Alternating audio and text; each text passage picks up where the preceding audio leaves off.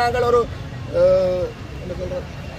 அரசியல் ரீதியான பிரச்சனையை தீர்க்கிறதுக்கு முன் வந்த போதும் அரசாங்கம் ரணில் அரசாங்கம் 13+க்கு பதிலாக 13 வார்களை பாடசாலைக்கு அருகிலும் கோயில்களுக்கு அருகிலும் வழங்கிவிட்டு சென்றிருக்கின்றார்கள். ஆகவே இப்போது மக்கள் சக்தி என்ற ஒரு அரசாங்கம் வந்து நல்ல நடவடிக்கைகளை மேற்கொள்றதுக்கு தன்னை வெளிப்படுத்திக் கொண்டிருக்கும் இந்த வேளையில் எங்களுடைய மாவட்ட ரீதியாக ஒரு விவசாயம் விளையும் மாவட்டமாக இருக்கும் இந்த மாவட்ட ரீதியாக நாங்கள் இந்த கண்டன போராட்டத்தை முன்னிறுத்தி இந்த மதுபான சாலைகளை முற்றுமுழுதாக எங்களுடைய மாவட்டத்திலிருந்து நீக்க வேண்டும். அவ்வாறு இல்லாவிட்டால் நீதிமன்ற சட்ட வரையறைக்குள்ளே அதை கொண்டு வந்து 1-2 கொடுத்தா கூட பரவாயில்லை. 13 வார்கள் பக்கமாக போட்டிருக்கின்றார்கள். ஆகவே இந்த கண்டன பேரணியினுடைய கோரிக்கை என்னவென்றால் ஜனாதிபதிக்கு இந்த மகஜரை நாங்கள் கையளித்து இந்த வார்களை உடனடியாக நிறுத்த வேண்டும் என்ற கோரிக்கையோடு நாங்கள் தொடருவோம். ஆகவே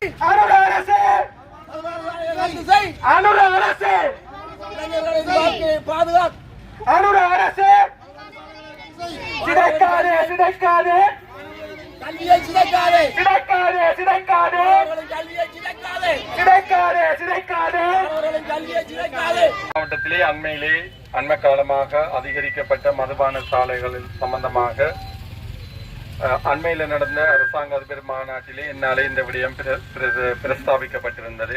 அதே மாதிரி ஏனைய அரசாங்க அதிபர்களும் அது சம்பந்தமாக பிரஸ்தாபித்திருந்தார்கள். அதன் அடிப்படையிலே மதுவரி திணைக்களத்திலே இருந்து ஒரு பிரதி ஆணையாளர் அங்கே கூட்டத்துக்கு வருகிறது அழைக்கப்பட்டிருந்தார். அவர்களுக்கு தேவையான அறிவுறுத்தல்கள் அமைச்சினால வழங்க போதைக்கு எதிரான இயக்கம் மக்களுடன் இணைந்து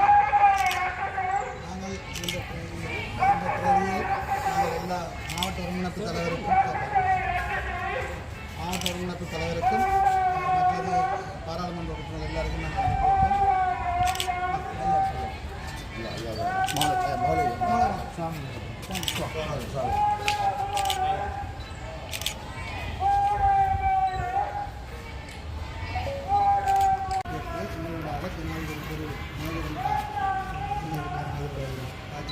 மேன்மை தங்கிய ஜனாதிபதி அவர்களுக்கு இலங்கை ஜனநாயக சோசலிச குடியரசு ஜனாதிபதி செயலகம் கொழும்பு. கிளிநொச்சி மாவட்டத்தில் அதிகரித்த மதுபான சாலைகளுக்கு எதிரான கண்டன போராட்டம். கிளிநொச்சி மாவட்டத்தில் திடீரென அதிகரித்த மதுபான சாலைகளுக்கு எதிராக வடக்கு கிழக்கு மறுவாழ்வு நிறுவனத்தின் கீழ் இயங்கும் மதுபோதைக்கு எதிரான அமைப்பு இன்றைய தினம் ஆய்வினை மேற்கொள்ளுமாறு எங்களுடைய மாவட்டத்திலும் அண்மை காலமாக 16 மேலதிக மதுபான சாலைகள் குறித்த பிரதேசத்திலே குறித்த கால இடைவெளியிலே வரைய தந்தமை அமைக்கப்பட்டவன் சம்பந்தமாக இந்நாளில் தெரிவிக்கப்பட்டது. எனவே இது சம்பந்தமாக நான் நினைக்கின்ற நீதி அமைச்சு அதிமீது ஜனாதிபதி அவர்கள் இது சம்பந்தமாக பொருத்தமான நடவடிக்கை எடுப்பார்கள் என நம்புகின்றேன். அதற்கு அப்பால் இன்று உங்களிடம் சமர்ப்பிக்கப்பட்டிருக்கின்ற இந்த உங்களுடைய மகஜர் உரிய ஜனாதிபதி அவர்கள் அதிமீது ஜனாதிபதி ஏனையவர்களுக்கும் அனுப்பி வைக்கப்படும். அதுக்கப்பால் 26ஆம் தேதி நடைபெற இருக்கின்ற எங்களுடைய மாவட்ட ஒருங்கிணைப்பு குழு கூட்டத்திலும் மாவட்ட ஒருங்கிணைப்பு குழு தலைவர் மற்றும் ஏனைய அந்த அங்கத்தவர்களோடு இது சம்பந்தமாக ஒரு மீளாய்வு நடைபெறும். நன்றி.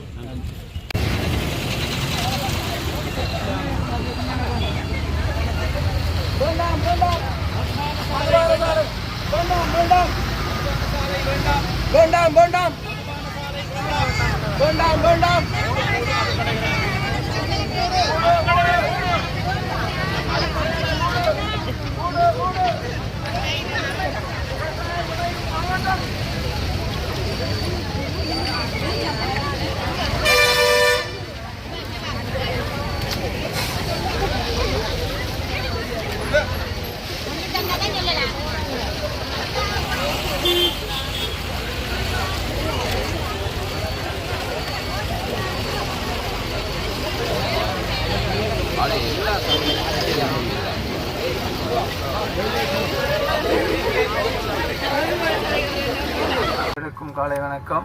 நாம் இன்று எல்லாம் ஒன்று சேர்ந்தது, எல்லாம் ஒன்று திரண்டு ஒரு தியாகத்தோடு வெயிலோடு ஒரு குறுகிய இடத்திலிருந்து நாங்கள் நடையாக வந்து எங்களுடைய மாவட்ட செயலகத்துக்கு முன்னால் நின்று நாங்கள் எல்லாம் ஒரு கோரிக்கைக்காக வேண்டி வந்திருக்கின்றோம்.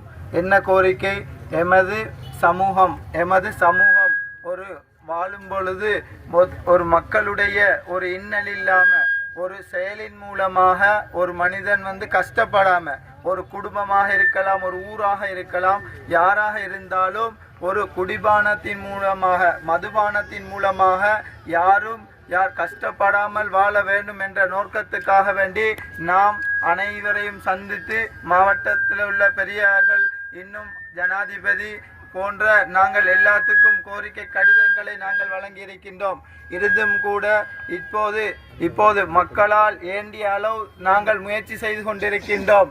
இந்த முயற்சியை அரசாங்கமும் அரசாங்க உத்தியோகஸ்தரும் மேல் மட்டத்தில் உள்ள ஜனாதிபதி அதுக்கு கீழால் இருக்கக்கூடியவர்கள் அவங்க எல்லாரும் ஒன்று திரண்டு இந்த மக்களுக்காக வேண்டி இதை நாங்கள் நம்முடைய சமுதாயத்திலிருந்து கட்டாயம் அகற்றியே ஆக வேண்டும். இந்த புனித கைங்கரியத்தில் அனைவரும் பங்கு பெற்ற வேண்டும். இன்றையோடு விடாமல் இந்த தொடர்ச்சியாக நாங்கள் தொடர் போராட்டங்களின் ஊடாகத்தான் இதை நீக்கலாம் என்று நம்புகின்றோம். இதில் அனைவரும் கட்சி வேறுபாடின்றி ஆண் பெண் வேறுபாடின்றி எல்லோரும் இந்த புனித கைங்கரியத்தில் ஈடுபடுவதன் ஊடாக எங்களுடைய மனித சமுதாயத்தை ஒரு மேன்மை உள்ள சமுதாயமாக மாற்றுவோம் என்று கூறி நன்றி. நாம் மத குருக்கள், நலன் விரும்பிகள் மதுவுக்கு எதிராக மக்களோடு சேர்ந்து போராட்டம் நடத்தி கொண்டிருக்கிறோம். விசேட விதமாக அண்மையில் கிளிநொச்சி மாவட்டத்தில் அதிகரித்த மதுபான சாலைகளை உடனடியாக அதனுடைய அனுமதி பத்திரங்களை நிறுத்தி மூடுவதற்காக நாம் இன்று பேரணியாக ஒன்று சேர்ந்து எங்களுடைய மேன்மை தங்கிய ஜனாதிபதி அவர்களுக்கு ஒரு கடிதத்தை அரசு அதிபர் ஊடாக அனுப்பி வைத்திருக்கிறோம். இன்று மது அற்ற பிரதேசமாக இருந்த கிளிநொச்சி மாவட்டம் மதுபான சாலைகளால் நிறைந்திருக்கிறது. குறிப்பாக சிறுவர்கள், இளையோர்கள் என்று பலரும் பாதிக்கப்படுகிறார்கள். இன்று மது பிரியர்கள் அதிகரிக்கப்பட்டிருக்கிறார்கள். இதனால் அதன் வடுக்களை அனுபவிக்க முடியாமல் வீதிகளிலே அலைந்து திரிகின்ற எங்களுடைய அம்மாமார், எங்களுடைய சகோதரிகள் தங்களுடைய வாழ்வை பாதுகாக்கும் பொருட்டு மத குருக்களிடமும் அது சார்ந்த அமைப்புகளுடனும் குறிப்பாக வடக்கு கிழக்கு மறுவாழ்வு அமைப்பிடமும் அவர்கள் கேட்டதற்கிணங்க நாம் எல்லோரும் ஒன்று சேர்ந்து அவர்கள் சார்பாக இன்னும் விசேட விதமாக இந்த கிளிநொச்சி மாவட்டத்தை நல்ல மாவட்டமாக வடிவமைக்கும் நோக்கிலே இந்த மதுபான சாலைகளை களைந்து ஆரோக்கியமான சமூகத்தை உருவாக்க நாம் ஒன்று சேர்ந்திருக்கிறோம். ஆகவே மேன்மை தங்கிய ஜனாதிபதி அவர்கள் தன்னுடைய அரசோடு இணைந்து இதற்குரிய நடவடிக்கை எடுக்க வேண்டும் என்ற கோஷங்கள் இங்கே கூறப்பட்டிருக்கிறது. அனைவரும் அதையே நாங்கள் எங்களுடைய கண்டன உரியாக இந்த இடத்திலே தருகிறோம். ஆகவே இதை ஏற்றுக்கொண்டு எங்களுடைய மக்களுக்கு நல்வாழ்வை தர வேண்டும் என்று மத குருக்கள் சார்பாக நாங்கள் வேண்டி நிற்கிறோம். நாங்கள் எதிர்பார்க்கின்றோம். இன்று இந்த மாவட்டத்திலே வாழுகின்ற அனைத்து மக்களுடைய மனதிலும் உள்ள ஒரு பிரச்சனை இன்று நீங்கள் எல்லோரும் ஒன்று சேர்ந்து வெளிப்படுத்தியிருக்கின்றீர்கள். இந்த போராட்டத்துக்காக எங்களுடைய மத குருமார்கள் இன்று எங்களுடைய கிராமங்களையும் எங்களது பிரதேசங்களையும் சரியான முறையிலே வழிநடத்தி கொண்டிருக்கின்ற மத குருமார்கள் முழுமையான ஆதரவுடன் இந்த போராட்டம் நிறைவு பெற்றிருக்கின்றது. இது இன்று நிறைவு பெற்றிருக்கின்றது. இதுக்கான சரியான நடவடிக்கைகள், சரியான செயற்பாடுகளை இந்த அரசாங்கம் முன்னெடுக்காவிட்டால் நாங்கள் தொடர்ச்சியாக எங்களுடைய இந்த அமைதி வழி போராட்டம் வெவ்வேறு விதமான போராட்டங்களாக மாறக்கூடிய சூழ்நிலையை இந்த அரசாங்கம் எங்களுக்கு ஏற்படுத்தக்கூடாது. இது எங்களுடைய வாழ்வாதார பிரச்சனை. இன்று நாங்கள் யுத்தத்திலே பாதிக்கப்பட்டு மெல்ல மெல்ல மீள்குடியேறப்பட்டு மெல்ல மெல்ல பொருளாதாரத்திலே நாங்கள் வளர்ந்து கொண்டு வருகின்ற நேரத்திலே இன்று பாடசாலை மாணவர்கள் கூட மதுபானங்களை இலகுவாக பெற்றுக்கொள்ளக்கூடிய ஒரு சூழ்நிலை ஏற்படுகின்றது. அண்மையில் கூட கிளிநொச்சியில் ஒரு 16 வயது மகன் தாயை கொன்ற சம்பவம் கூட இந்த அதிகரித்த மதுபான சாலைகளுக்கு பின்னர் தான் ஏற்பட்டுகின்றது. ஆகவே இதை பொறுப்புணர்ந்தவர்களாக இன்று நாங்கள் நன்றி சொல்லக்கூடியவர்களாக எங்களுடைய மத குருமார்கள் இருக்கின்றார்கள். அவர்கள்தான் முதலாவதாக இந்த போராட்டத்தை முன்னின்று செயற்படுத்தி கொண்டிருக்கின்றார்கள். அவர்களுக்கு எங்களது மனமார்ந்த நன்றிகள். தொடர்ச்சியாக எங்களது கிராமங்களையும் எங்களது மக்களையும் நீங்கள் நல்வழிப்படுத்த வேண்டும். நாங்கள் ஒரு மதுபோதையற்ற தேசத்தை நோக்கி நாங்கள் நகர வேண்டும். நாங்கள் இந்த மதுபோதையற்ற தேசத்தை நோக்கி நகர்ந்தால்தான் நாங்கள் மனிதர்களாக வாழ முடியும், நல்ல பொருளாதாரம் உள்ளவர்களாக வாழ முடியும், கல்வி கற்றவர்களாக வாழ முடியும். எங்களது கல்விகளை சீரழித்து நாங்கள் எல்லோரும் மதுபோதைகளுக்கு அடிமையாக வாழ்ந்தோம் என்று சொன்னால் நாங்கள் மிருகங்களை விட மிக மோசமாக மாறக்கூடிய சூழ்நிலை இருக்கின்றது. ஆகவே இன்று அம்மாமார் தான் வந்திருக்கின்றார்கள். அவர்களுக்குத்தான் இதனுடைய வலி வேதனை தெரியும். ஒரு நேரம் தனது கணவனோ அல்லது தனது வீட்டில் வருமானம் உழைப்பவர்கள் மதுபான சாலைக்கு காசை கொடுத்து போட்டு வந்தால் அன்று அந்த பிள்ளைகளுக்கு சாப்பாடு கொடுப்பதற்கு எவ்வளவு தூரம் கஷ்டப்படுவோம் என்பது இங்கே வந்திருக்கின்ற அம்மாமாருக்கு தான் தெரியும். அதனால்தான் நிறைய பெண்கள் இந்த போராட்டத்தில் பங்கு பெற்றிருக்கிறீர்கள். ஏனென்று சொன்னால் இந்த மதுபான சாலைகளால் உடனடியான தாக்கத்தை உணர்வது பெண்கள் தான். வீட்டிலே சமைப்பதற்கு காசு இல்லை என்றால் குடித்துவிட்டு வந்தவருக்கு தெரியாது.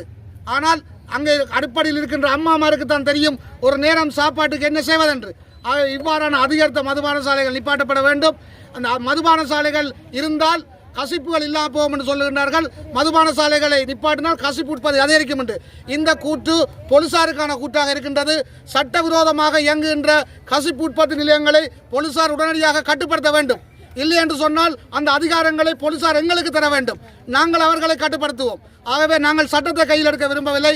நாங்கள் கிளிநொச்சி மாவட்ட போலீஸ் உத்தியோகத்தர்களுக்கு நாங்கள் சொல்லுகின்ற ஒரு விடயம், கசிப்பு உற்பத்திகளை கட்டுப்படுத்த வேண்டியதும் சட்டவிரோத மது உற்பத்தியை கட்டுப்படுத்த வேண்டியதும் போலீசாருடைய பொறுப்பு. சாராய பார்களை பூட்டினால் கசிப்பு உற்பத்தி அதிகரிக்கும் என்று சொன்னால் போலீஸ் ஸ்டேஷன்களையும் பூட்டி போட்டு அவர்களும் வீடுகளுக்கு தான் செல்ல வேண்டும். ஏனென்று சொன்னால் கிளிநொச்சி மாவட்டத்தில் உள்ள போலீஸ் நிலையங்கள் இருக்குமாக இருந்தால் கசிப்பு உற்பத்திகளை கட்டுப்படுத்த போலீசாரால் முடியும், நீதிமன்றங்களால் முடியும். ஆகவே சாராய பார் அகற்றப்படுவதால் கசிப்பு உற்பத்தி ஒரு நாளும் அதிகரிக்காது. இவ்வாறான பொய் பிரச்சாரங்களை எவருமே மேற்கொள்ளக்கூடாது.